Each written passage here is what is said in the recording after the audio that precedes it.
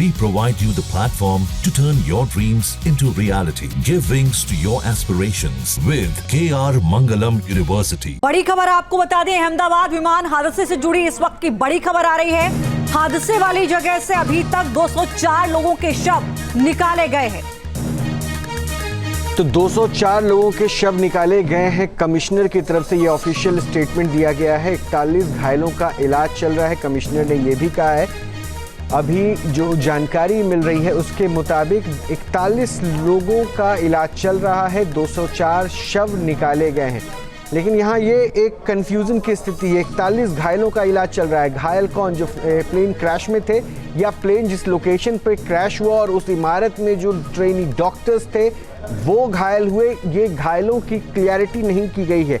और दूसरा जो ये स्टेटमेंट है कि 204 शव डेड बॉडीज़ को निकाला गया है, यानी ये रेस्क्यू ऑपरेशन अभी भी जारी है। संभावना जताई जा रही है कि और भी लोग उसमें हो सकते हैं, क्योंकि इस हादसे को काफ़ी समय बीत चुका है। इसलिए सिचुएशन आउट ऑफ बॉक्स जा रहा है, जहां से न्यूट्रलाइज होने की संभावना बहुत कम नज़र आ रही है, जहां ये माना जाए कि किसी की बचने की उम्मीद है। हम अभी भी दुआ कर रहे हैं कि इस हादसे में जो लोग इसमें घायल हुए हैं वो जल्दी रिकवर कर जाएं और जहां तक हो सके जान बचे लोगों की। बिल्कुल, देखिए जो तस्वीरें आप देख रहे हैं इनमें साफ तौर पर दिख रहा है कि विमान ने टेक ऑफ किया और कुछ ऊंचाई तक पहुंचने के बाद नीचे की ओर आने लगा। अब सवाल यही है कि आखिर वो कौन कौन सी परिस्थितियां रही होंगी जिनमें प्लेन ने ऐसा रिएक्ट किया है, आखिर वो वजह क्या रही है, जांच का विषय है। लेकिन तस्वीर जो आप देख रहे हैं उसमें आप अंदाजा लगा सकते हैं कि चंद सेकंड के बाद ही टेक ऑफ के बाद किस तरीके से विमान नीचे आता हुआ नजर आ रहा है। लेकिन फिलहाल जो जानकारी अहमदाबाद के कमिश्नर की ओर से साझा की गई है उसके मुताबिक ये बताया गया है कि 204 शव अब तक निकाले जा चुके हैं। क्योंकि अगर इस हादसे को देखें तो इसको आप दो हादसों में देख सकते हैं। पहला ये कि विमान क्रैश हो जाना, दूसरा ये कि रिहायशी इलाके में किसी बिल्डिंग से इसका टकराना, इसलिए नुकसान ज्यादा होने की आशंका बढ़ जाती है। तो गुजरात के अहमदाबाद में एयर इंडिया का बोइंग 787 ड्रीमलाइनर प्लेन क्रैश हो गया और इसमें 242 लोग सवार थे। इनसे लंदन के लिए इसने उड़ान भरी थी। सवाल यह है कि आखिर कैसा है ये विमान जो हादसे का शिकार हुआ, इसका इतिहास क्या है, क्या खासियत है? इस रिपोर्ट के जरिए इन सारे सवालों को समझने की कोशिश करेंगे।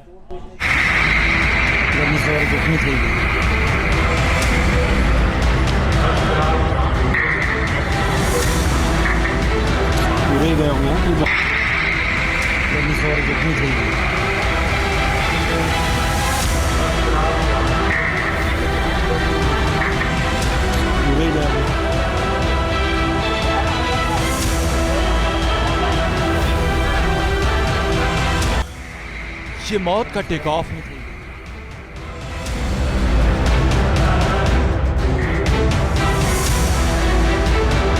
अहमदाबाद एयरपोर्ट से प्लेन के टेक ऑफ करने के फौरन बाद हादसा हुआ।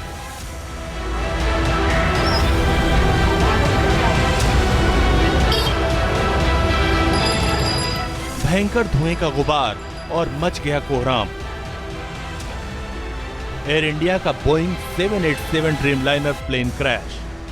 हादसे के बीच बड़ा सवाल यह है कि कैसा है ये विमान जो हादसे का शिकार हुआ है। क्या पहले भी इस तरह के विमान हादसे के शिकार हुए हैं?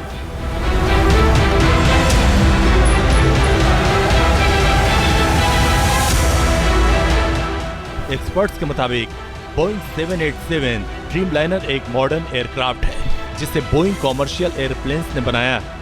ये mid size twin engine wide body jet है। इसे लंबी दूरी की उड़ानों के लिए डिजाइन किया गया है। इसे 2000 के दशक में बनाया गया था। ये 200 से 250 यात्रियों को ले जा सकता है। करीब 15,000 किलोमीटर तक उड़ान भर सकता है।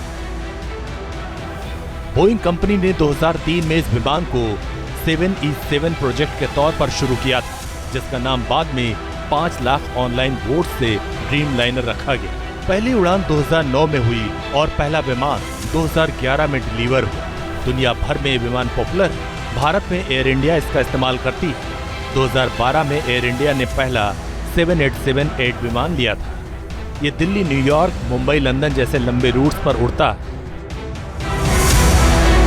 ड्रीमलाइनर्स की खासियत की बात करें तो 50% हिस्से कार्बन फाइबर जैसे हल्के मटेरियल से बनते हैं।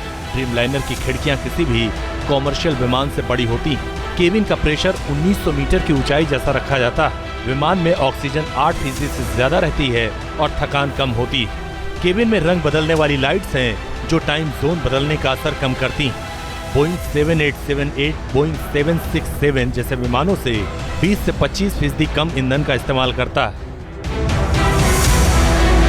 जाहिर है आधुनिक जरूरतों को ध्यान में रखते हुए इस विमान को तैयार किया गया। 2013 में बैटरी इशू की वजह से इसे कुछ समय के लिए ग्राउंड किया गया था, लेकिन अब वो ठीक हो चुका है। भारत में यह विमान हादसे का शिकार हुआ। सवाल कई हैं और वक्त के साथ इन सवालों का जवाब मिलेगा। Team news nation. जहां भक्ति है हर शब्द में, कथाओं में छुपे हैं दिव्य रहस्य और ज्योतिष देता है जीवन को दिशा। धर्म से जुड़ी हर बातों को जानने के लिए हमारे चैनल स्तुति को सब्सक्राइब करें। चैनल पर जाने के लिए इस लिंक पर क्लिक करें।